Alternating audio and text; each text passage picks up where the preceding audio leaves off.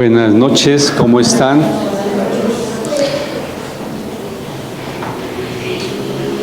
Estamos en Colosenses, me regala la luz, por favor.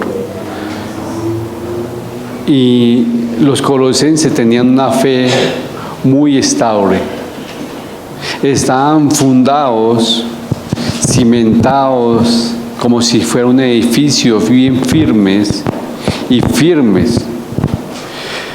Pablo no dudaba que los colosenses presentarían o perseverarían en su fe. En el versículo 23, capítulo 1, Pablo toma la idea de un arquitecto y dice, los colosenses son como esa casa con un cimiento o firme.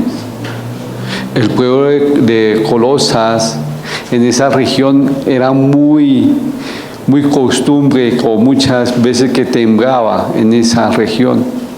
Pablo dice a los colosenses, si ustedes han sido verdaderamente salvos y edificados sobre un fundamento sólido, ¿cuál?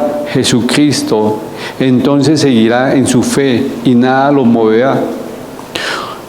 Usted ha escuchado, puede decir, usted ha creído en el Evangelio de Cristo y ha sido salvo, pero su salvación no es por perseverar en la fe, su salvación es por la obra de Jesucristo. Mire que aquí en Colosenses, capítulo 1, versículo 23, Pablo le está diciendo a ellos, manténgase firmes en su fe, sean perseverantes en su fe. ¿Por qué me devuelvo a esa porción que ya la vimos el domingo? Porque usted, para ser siervo de Jesucristo, tiene que tener un buen fundamento. Para usted ser siervo de Jesucristo, tiene que estar perseverando en la fe. Pero hay muchos que no quieren perseverar en la fe. Muchos, cualquier circunstancias lo destruyen el servicio a Dios. Pablo, el siervo de Dios, Pablo el siervo del Evangelio, y Pablo el siervo de la iglesia, mucho dice, pero él tenía un fundamento, Cristo. Pero muchas personas, su fundamento no es Cristo. Puede pasar cualquier dificultad y se arrepienten de la vida cristiana. De pronto dicen, yo ya nací en Cristo y soy un siervo, pero hay una dificultad en la iglesia y dejan de servir. Y dicen, soy siervo, yo le sirvo a Dios. Usted no es un siervo, porque un siervo no renuncia a un llamado. Porque un siervo hace caso. Y en la porción que vamos a estudiar, Pablo se pone como ejemplo. Hoy en día muchos teólogos van a decir, Pablo está hablando de sí mismo, está mal. Pero Pablo se pone como ejemplo diciendo, he padecido por llevar el Evangelio. Yo he sufrido persecución. Me han cuestionado y no me avergüenzo. Mire que en el contexto de los colosenses, los falsos maestros, cuando usted estudia la historia, los falsos maestros se burlaban de ese cristiano que estaba enfermo. Los falsos maestros se burlaban de ese cristiano que cayó en bancarrota. Y se burlaban, mire, y dice que hijo de Dios. Y Pablo está diciendo a ellos, Pablo en este momento donde está, escribió la carta, ¿dónde está? En Roma. ¿Qué está haciendo? ¿Vacaciones? No. Está en la cárcel. Y él escribe esta carta diciéndole, oye, soy un siervo de Jesucristo. Soy un siervo del Evangelio. Soy un siervo de la iglesia. Pero yo no me avergüenzo. ¿Por qué? Porque mi fundamento o persevero en la fe. Y él hace énfasis que los colosenses perseveran en su fe. Pero antes de llegar a los versículos que hoy vamos del versículo 24 al 29, pongámonos a pensar en el versículo 23, que nos dice, si verdad permanecemos fundados y firmes en la fe y sin movernos de la esperanza del Evangelio. Cuando ustedes hagamos el estudio, evalúense qué lo ha movido del Evangelio, qué lo ha movido para el servicio de Dios. A mí me ha movido porque amo a Cristo. Ah, listo. ¿Qué te ha movido a ti para no servirle a Cristo? ¿Qué te ha movido como hoy en día muchos? Yo le sirvo a Dios como yo quiero. No es como usted quiera. Es como Cristo quiere que usted le sirva. Ah, no, yo le sirvo fuera de la congregación. Mire, la congregación Dios no lo invitó porque sí. El hombre con el hombre hay un trato. Eso ayuda a que usted, cuando nos congregamos, a que usted diga, ay, mire lo que Dios está haciendo en esta persona, y eso es de edificación. Ay, mire que mi hermano está así en una circunstancia, oremos, ayudémosle. Eso es lo que uno hace en la fe. Pero aquí, volviendo al tema, el título del estudio de esta mañana y de esta noche, miremoslo. Esperemos que sí nos sirva porque estamos ensayando. ¿Pablo qué? El siervo de la iglesia. Pablo, el siervo de la iglesia.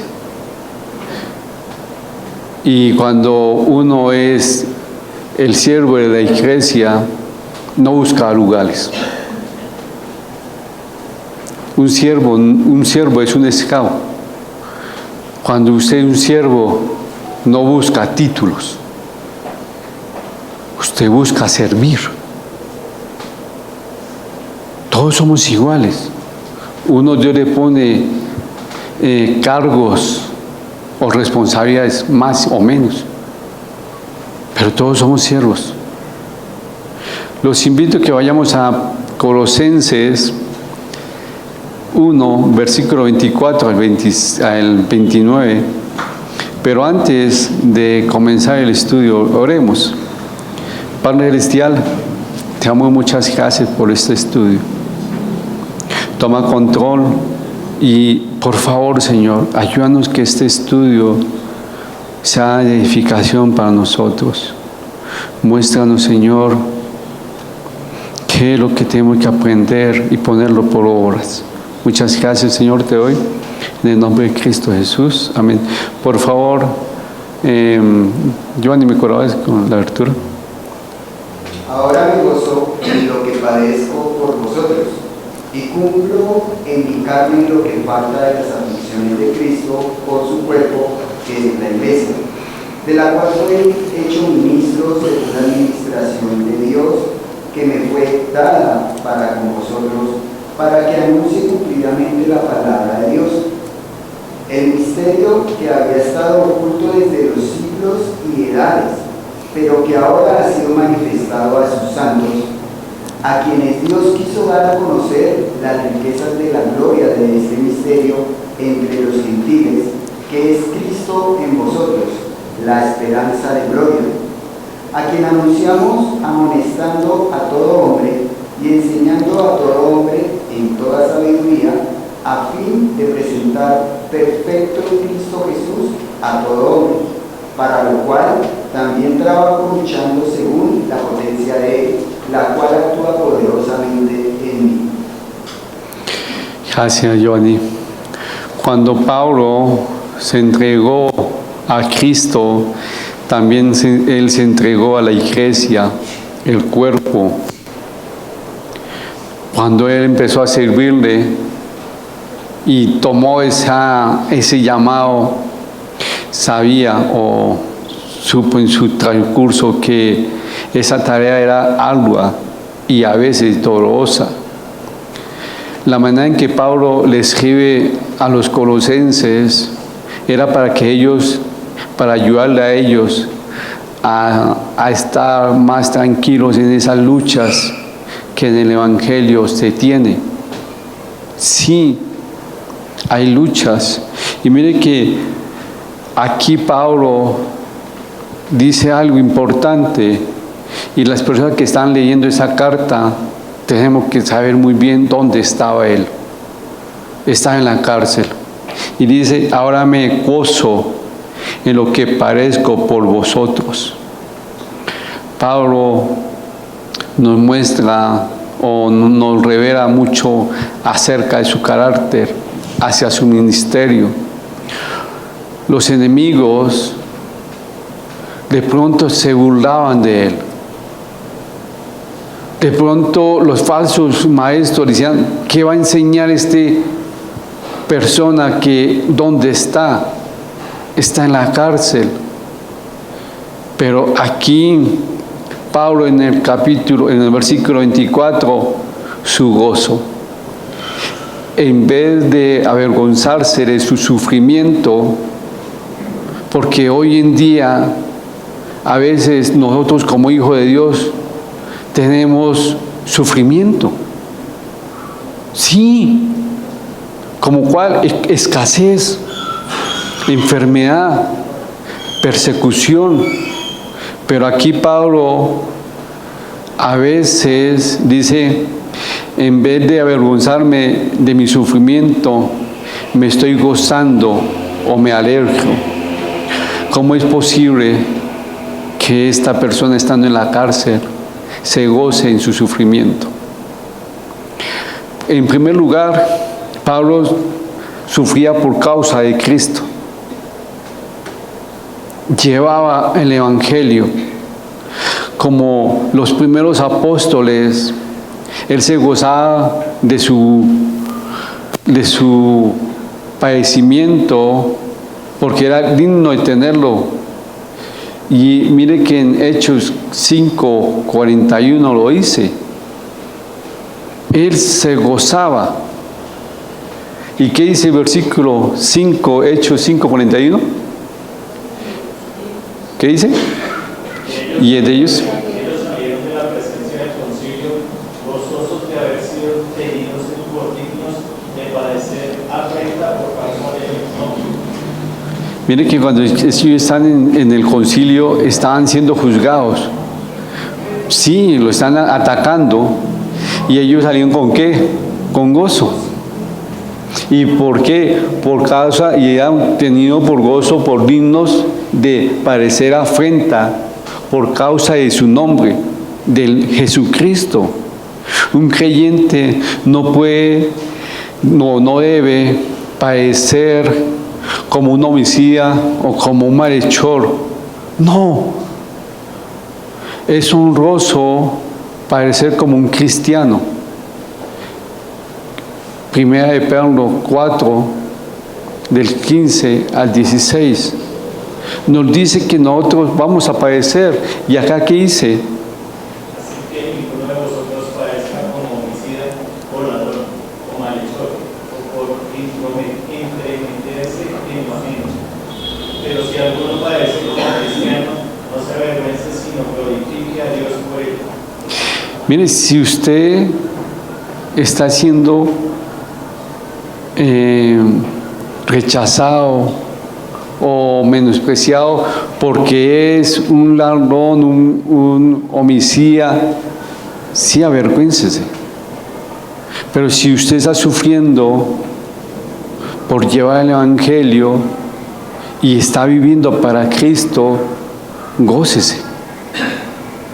Mire que en el devocional nosotros estamos en Job, y los amigos de Job muy rápidamente hablaban: es que usted está pecando, usted hizo esto, es que tuvo que pecar porque le está pasando aquello.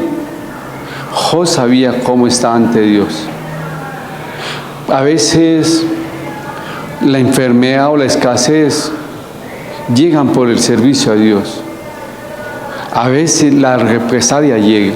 No se avergüence. A veces hoy en día muchas personas no le da pena decirle: hermano, ore por mi salud. Porque usted es hijo de Dios y no se puede enfermar. No se avergüence. Porque si usted se enfermó es para que Dios se glorifique pronto en su vida, como ejemplo. Pero a veces se avergüenzan porque estoy en escasez y soy hijo de Dios. Dios lo puso en escasez para que tú aprendas a recibir, o para que aprendas a valorar, o para que aprendas a ministrar. Vaya a saber qué, pero no se avergüence. Mire que aquí también la segunda razón por el que Pablo se acosaba era porque él sufría por causa de los gentiles.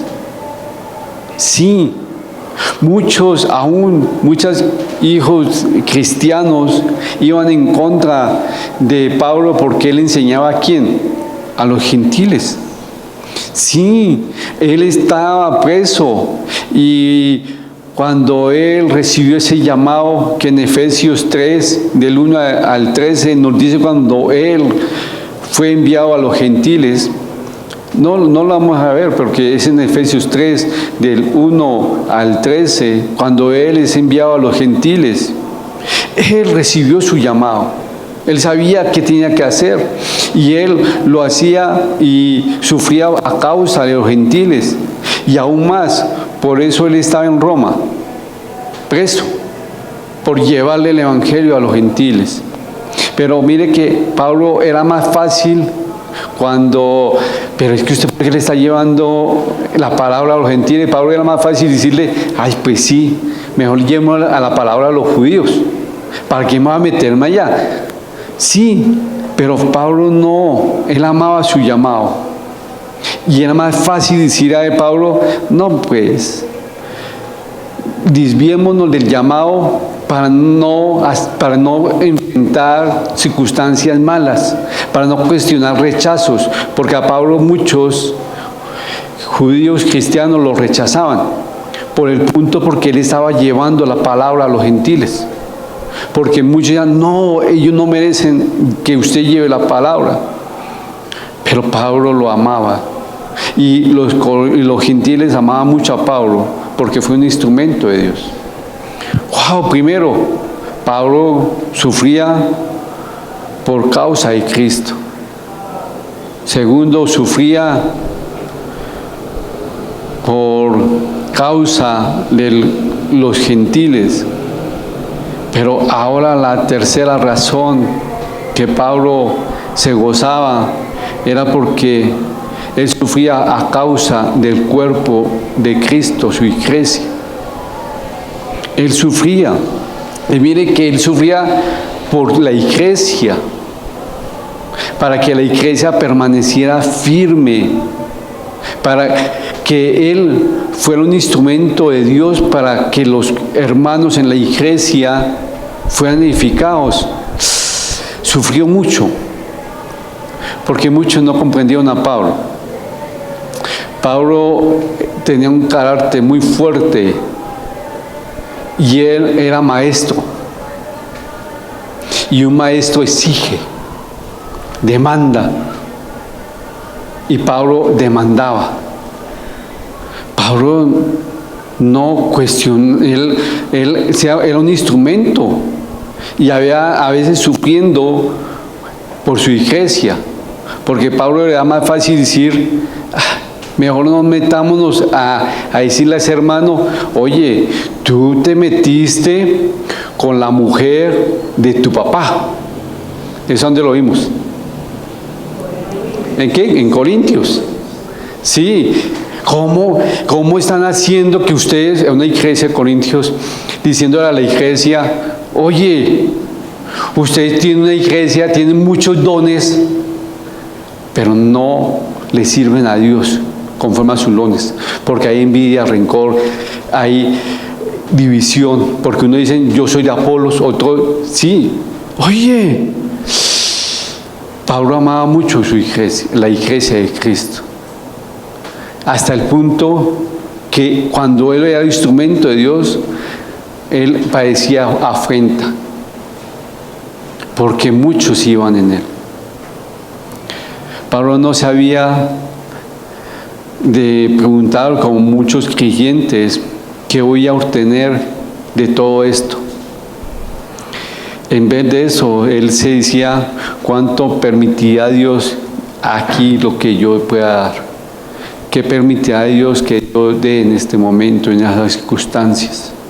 El hecho de que Pablo era un perseguidor de la iglesia primitiva y ahora él sufre por sus hermanos, sufre él para que ellos sean edificados, pero ese sufrimiento no era el sufrimiento por el sacrificio, no, porque el único que sufrió el padecimiento fue Jesucristo, pero aquí es por las acusaciones, por el rechazo de los hermanos.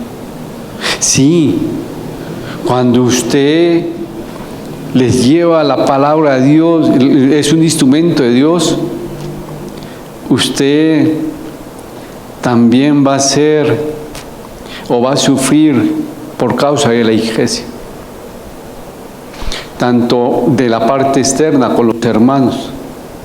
Cuando usted es un instrumento de Dios, usted sufre cuando un hermano está mal. Ay, mentira, a usted no siente, usted es líder espiritual. No. Dios le quita el sueño a veces. Y uno siente lo que siente el hermano. Igual Pablo lo ha dicho y lo puso como ejemplo de que el hermano que ama a su hermano, al miembro de su iglesia, se duele. Sí, Pablo sufría, pero acá ese sufrimiento también era la parte externa. La palabra aflicción se refiere a la pasión de vivir o la persecución que él tenía constantemente como quejas. Pero Pablo nunca se quejó, porque él lo escribió muy bien en 2 de Corintios, capítulo 1, 59. Y él lo escribió porque lo vivía. ¿Qué dice? No la coloqué. 2 de Corintios, capítulo 1, 59.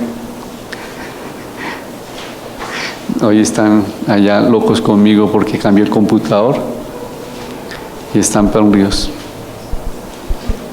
2 de Corintios, capítulo 1, 29. ¿Quién me...? 2 de Corintios 1, 59. ¿Cierto que no? Entonces era el primero. Porque dice, porque de la misma manera que abundamos en nuestras aflicciones, sí, ahí me equivoqué, ahí no fue culpa de ellos, sino culpa mía. Se la quedo viendo para dentro de 8 días. La respuesta, pero mire que en el versículo 25 al 26, 27, la responsabilidad de Pablo. Él ya había sufrido, pero mire que en el versículo 25 y 26, ¿qué nos dice? El 25 al 27, ¿qué nos dice? De Corintios.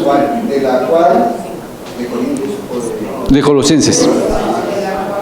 De la cual fui hecho ministro según la administración de Dios, que me fue dada para con vosotros, para que anuncie cumplidamente la palabra de Dios, el misterio que había estado oculto desde los siglos y edades, pero que ahora ha sido manifestado a sus santos, a quienes Dios quiso dar a conocer las riquezas de la gloria de este misterio entre los gentiles, que es Cristo en vosotros, la esperanza de gloria. Mire que acá es la responsabilidad de Pablo.